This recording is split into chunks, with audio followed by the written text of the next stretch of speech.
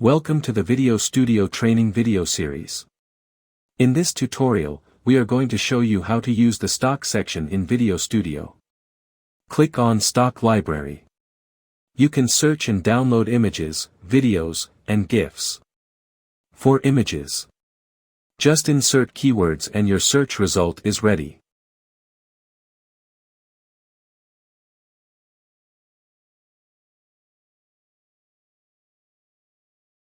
You can download the result.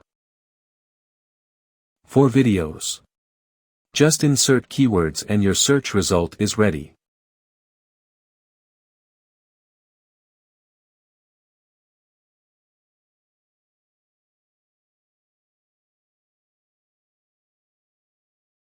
You can download the result. For GIFs, just insert keywords and your search result is ready. You can download the result.